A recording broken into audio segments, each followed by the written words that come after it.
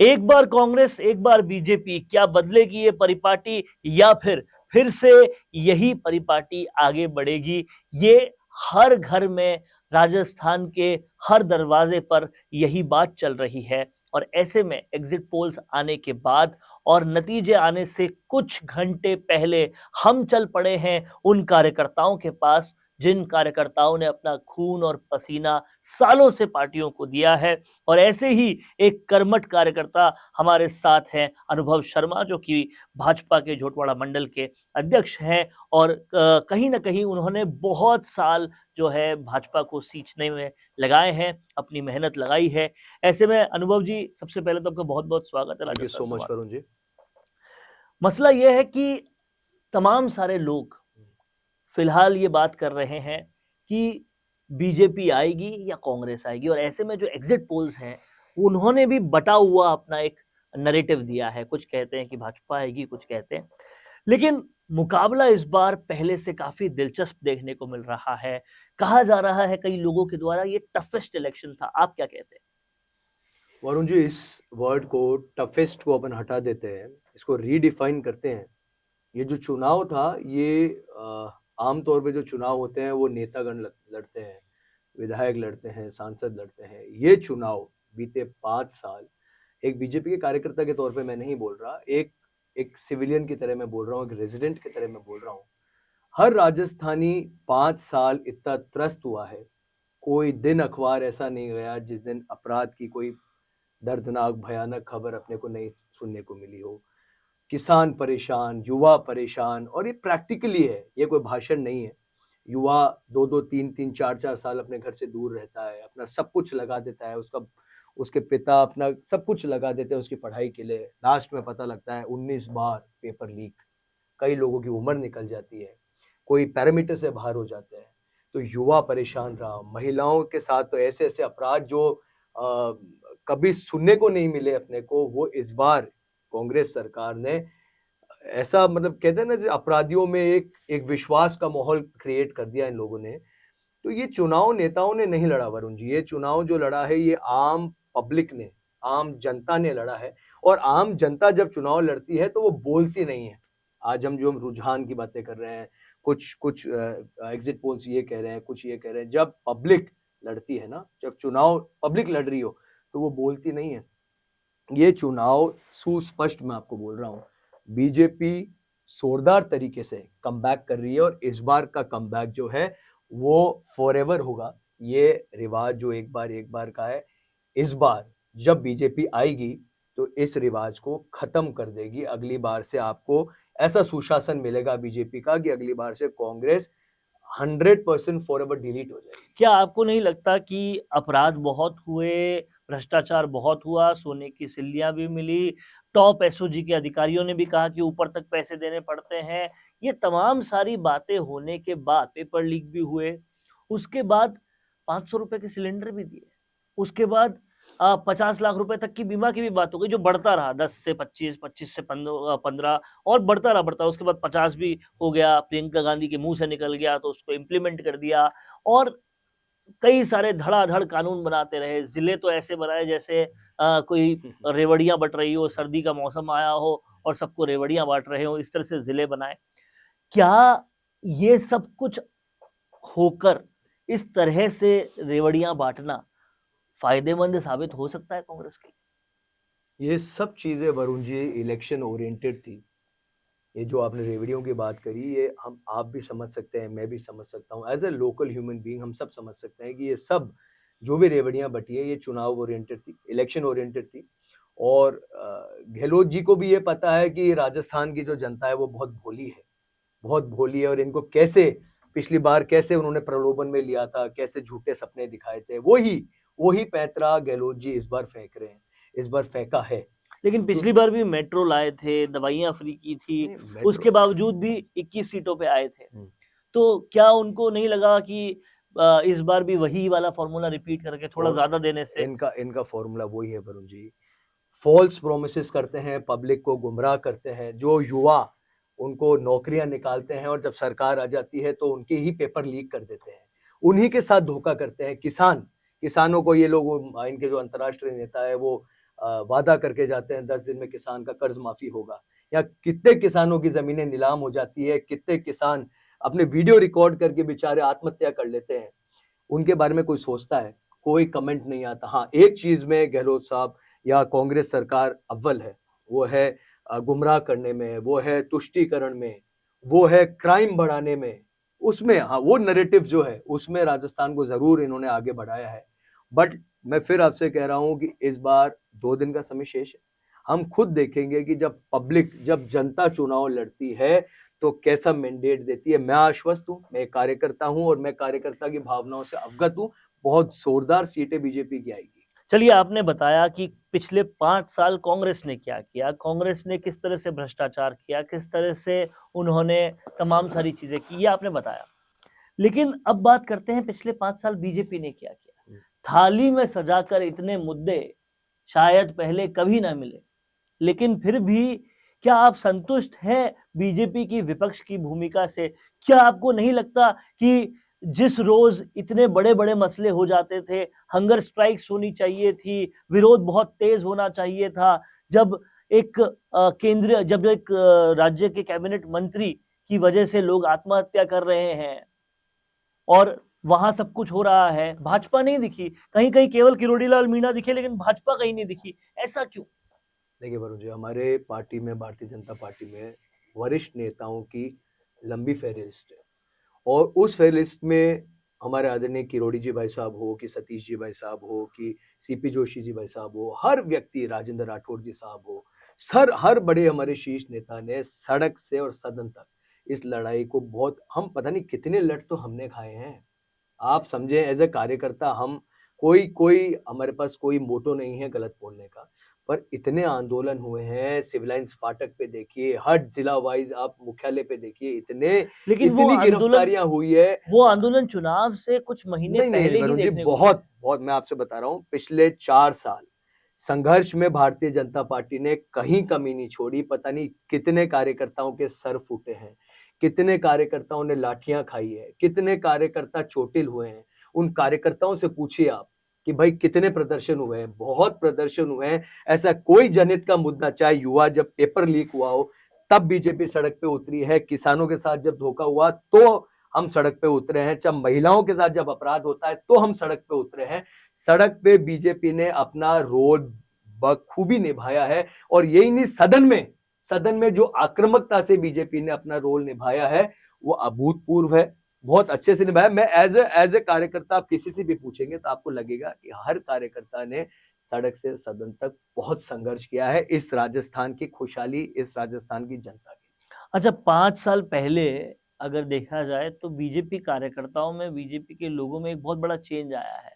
5 साल पहले बीजेपी के कार्यकर्ताओं से पूछते थे कि आपके राजस्थान के सर्वश्रेष्ठ नेता कौन है? तो वो कहते थे वसुंधरा राजे।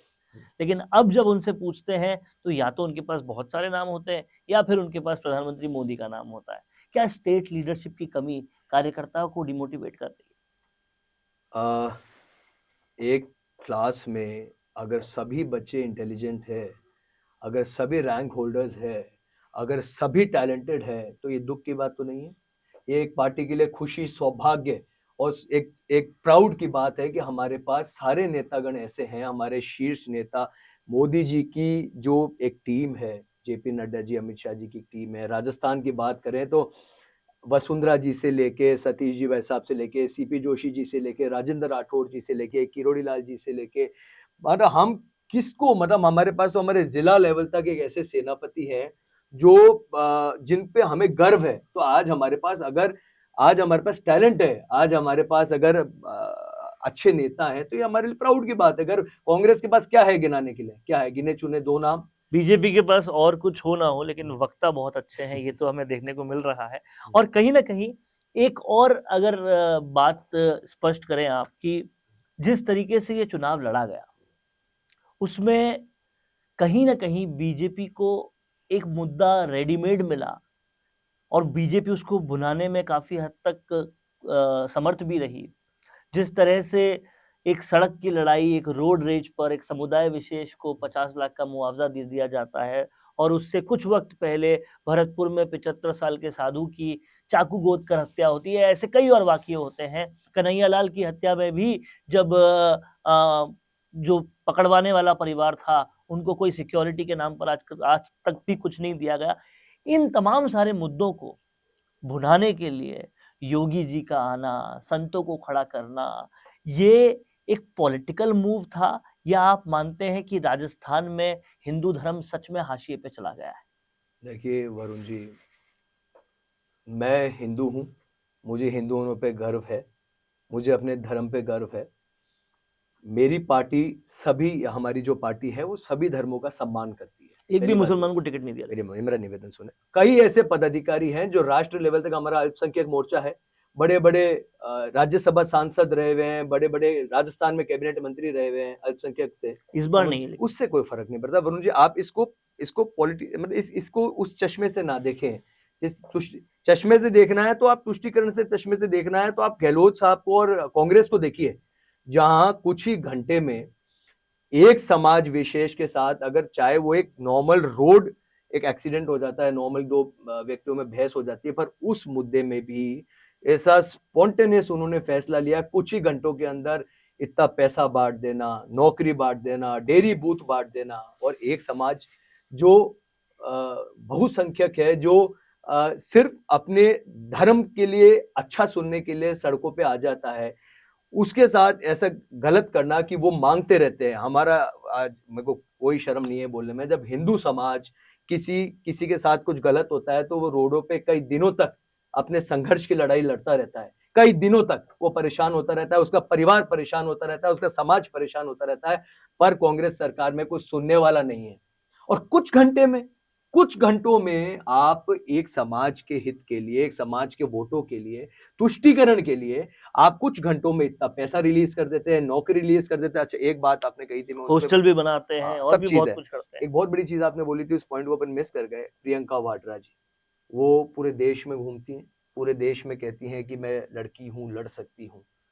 तो जब वो लड़की हैं और वो लड़ सकती हैं, तो जब यहाँ के मिनिस्टर्स खड़े होके सदन में कहते हैं कि ये मर्दों का प्रदेश है, इसलिए यहाँ ऐसी भयानक घटनाएं होती है, तो उनसे एक शब्द क्यों नहीं निकलता? इसके अलावा भी बहुत सारी बातें हैं। जब अलवर में मुकबदिर के साथ रेप हो जाता है तो प्रथम दृष्टया पुलिस कहती है कि रेप है, लेकिन प्रियंका गांधी आती है सवाई माधोपुर, जहां बार बार आती है, लेकिन वहां पे नहीं आती, और इसकी वजह से उसको रेप को घटना करार कर दिया जाता है थोड़े दिनों में। ऐसी कई सारी चीजें हैं जो गलत है, बिल्कुल गलत है। और उन मुद्दों को बीजेपी, आप कह रहे हैं भुनाया बहुत, जनता को लगता है कम, लेकिन कहीं ना कहीं जब चुनावी कैंपेन हुई तो क्या लगता है कि योगी आदित्यनाथ जी का आना और उन सीटों पर आना जहां पर पोलराइजेशन हो सकता है, तो बीजेपी ने पोलराइजेशन का कार्ड तो खेला। कैसे पोलराइजेशन कर रहे हैं आप बताइए? ऐसे पता नहीं कितने स्टार कैंपेनर्स हमारी लिस्ट में थे, मोदी जी से लेके, अमित शाह जी से लेके, जेपी नड्डा जी से लेके, हेमंत शर्मा बिस्वा जी से लेके, योगी आदित्यनाथ जी से लेके। अरे हमें इन लोगों, ये हमारे शीर्ष नेतृत्व है, ये हमारे प्राउड लीडर्स है, ये हमारे ये लोग आदर्श है। अगर हम लोगों को मोटिवेट करने के लिए, री एनर्जाइज करने के लिए अगर ये लोग हमारे बीच में आ रहे हैं, तो इसमें पोलराइजेशन का कोई इशू नहीं है। आज योगी आदित्यनाथ जी हमारे लिए एक गर्व का विषय है। गर्व की, उनको देख के कार्यकर्ताओं में उत्साह आता है, एक एनर्जी लेवल उनका बढ़ जाता है। मोदी जी को देखते एक वाइब्रेंट एक एनर्जी कार्यकर्ताओं में दौड़ती है, तो they are a asset to us. वो हमारे लिए हमारे एक असेट है, और इसमें पोलराइजेशन का दूर दूर तक वरुण जी कोई लेना देना नहीं है। चलिए ठीक है, इस चुनाव की अगर बात करें तो इस चुनाव में बागियों की संख्या अगर गिनी जाए तो वो बीजेपी की ज्यादा थी, कांग्रेस की कम। क्या आपको लगता है ये बगावत बीजेपी को नुकसान पहुंचा सकती है? वरुण जी, हमारे पास बहुत अच्छे अच्छे उम्मीदवार होते हैं, बहुत सालों से उम्मीदवार अपनी तैयारियां करते हैं, अपने प्रिपरेशंस करते हैं, पर टिकट किसी एक व्यक्ति को मिलता है। समझिए एक विधानसभा से 5 लोग तैयारी कर रहे हैं, अपने पूरा अपना सब कुछ समर्पण भाव से तैयारी कर रहे हैं बीजेपी से। पर क्योंकि हमारे शीर्ष नेतृत्व, हमारे यहाँ एक व्यक्ति, 2 व्यक्ति डिसाइड नहीं करते, हमारे यहाँ पूरा एक पैनल है, पूरा पार्लियामेंट्री बोर्ड है जो डिसाइड करता है। उनके अकॉर्डिंगली अगर किसी मिस्टर ए को टिकट मिल गया, तो बी, सी, डी जो निराश है, अगर उनमें से कोई चुनाव लड़ता है, तो ये हमारी पार्टी ना तो किसी को रोकती है, स्वतंत्र है, पर फिर मैं आपसे कहूँगा कि हमारा यहाँ जो डिसीजन कंटेंडरशिप का होता है वो 1-2 व्यक्ति मिलके नहीं करते हैं। अब ये सुना होगा आपने, लगातार चलता है कांग्रेस में कि वहाँ तो मोल-भाव होता है टिकटों का। यहाँ तो कम से कम अगर 5 कार्यकर्ता टिकट माँग रहे हैं तो उसी में से 1 का नंबर आता है। यहाँ कम से कम कार्यकर्ता को तो मौका मिलता है ना। एक छोटा-सा आदमी, मेरे जैसा व्यक्ति आज यहाँ आपके सामने बैठा है तो ये बीजेपी है। नहीं तो एक छोटा कार्यकर्ता जिसको मंच मिल जाए, अगर एक छोटा चाय वाला आज देश का प्रधानमंत्री बन जाए, आज एक छोटा-सा बूथ अध्यक्ष देश का गृह मंत्री बन जाए, आज एक छोटा-सा ऑफिस बेयरर देश का हमारे बीजेपी का राष्ट्रीय अध्यक्ष बन जाए, ये अगर कहीं मुमकिन है तो भारतीय जनता पार्टी में मुमकिन है, जहां मोल भाव सिर्फ मेहनत, ईमानदारी और कार्यकर्ता की निष्ठा का होता है, पैसों का नहीं होता। चलिए आखिरी सवाल के तौर पे इस बात को लेते हैं कि आपने और तमाम सारे कार्यकर्ताओं ने, ये एक बिल्कुल नॉर्मल प्रक्रिया है कि जैसे ही वोट डल जाते हैं तो सबसे पहला फीडबैक कार्यकर्ताओं का होता है और कार्यकर्ता भी आपस में ये चर्चा करते हैं कि कहाँ क्या स्थिति है। ये चर्चा आपने भी बहुत की होगी। ऐसे में क्या मानते हैं पूरे राजस्थान की स्थिति में सबसे मजबूत भाजपा कहाँ आ रही है? मारवाड़ में आ रही है, ढूंढाड़ में आ रही है, या फिर हाड़ौती में आ रही है, मेवाड़ में आ रही है? क्या लगता है आपको सबसे मजबूत भाजपा कहाँ आ रही है? आप इस बार देखेंगे वरुण जी कि आपने जो भी क्षेत्र वाइज नाम लिए, मेवाड़, मारवाड़, ढूंढाड़, इस बार भारतीय जनता पार्टी का परफॉर्म, मैंने कहा इस बार लीडर्स से ज्यादा, कार्यकर्ता से ज्यादा इस बार चुनाव लड़ रही है आम जनता। आम जनता कैंपेनिंग में नहीं आती है, आम जनता एक नंबर आपसे मैं आपसे बता 200 में से 199 में से कितनी? आप I don't want to be biased, मैं बायस्ड नहीं होना चाहता, पर मैं ये बोलता हूं कि जो फिगर होगा वो भारतीय जनता पार्टी के लिए एक नई ऊर्जा का संचार करने वाला फिगर होगा। बहुत जोरदार फिगर लेके हम लोग सरकार में आएंगे, हमें किसी की आवश्यकता नहीं पड़ेगी, हम अपने दम पे सरकार पे आएंगे और इतनी मजबूत सरकार बनाएंगे जिसमें महिलाएं सुरक्षित रहे, युवाओं का भविष्य बने, किसानों को और आमदनी बढ़े, और ये जो जिसे कहते हैं ना खुशहाल राजस्थान इज समथिंग जहाँ डिफरेंट चीजें देखने को मिलती है। तो वापस यहाँ टूरिज्म बढ़े, यहाँ रोजगार बढ़े, यहाँ महिलाओं को सुरक्षा मिले, और भारतीय जनता पार्टी ये सब कुछ सुनिश्चित इस बार करेगी। तो कहीं ना कहीं कार्यकर्ताओं में बहुत जबरदस्त उत्साह नजर आ रहा है और वक्ता बीजेपी के पास एक से एक है, और वो जबरदस्त वक्ता जो हैं वो अनुभव शर्मा जी भी हैं, जिन्होंने साफ तौर पे ये कहा कि जो कुछ भी हो लेकिन बीजेपी इस बार प्रचंड बहुमत से जीतने जा रही है, और कांग्रेस की भी सारी बगियां उधेड़ी। हालांकि अब जरूरत उतनी थी नहीं, लेकिन फिर भी उन्होंने किया। और इसी तरीके से राजस्थान संवाद पर आप क्या सोचते हैं चुनाव नतीजों से थोड़ा पहले कि क्या होने वाला है, कमेंट बॉक्स में लिख डालिए। राजस्थान संवाद को ऐसे ही प्यार मोहब्बत देते रहिए, बने रहिए हमारे साथ। कौन देखता है अब टीवी पर आपको कितनों ने देखा, ये कैसे पता चलेगा? घर घर इंटरनेट पहुंचने के बाद अब सब कुछ है डिजिटल। आपका वीडियो कितनों ने देखा ये हर पल आपको पता चलेगा, इसलिए डिजिटल मीडिया में बनाइए अपनी पहचान। 4.5 करोड़ से ज्यादा व्यूज और 3,27,000 से ज्यादा सब्सक्राइबर वाले राजस्थान के चैनल राजस्थान संवाद पर करवाइए कवरेज। ज्यादा जानकारी के लिए व्हाट्सएप करें 7339900549 पर।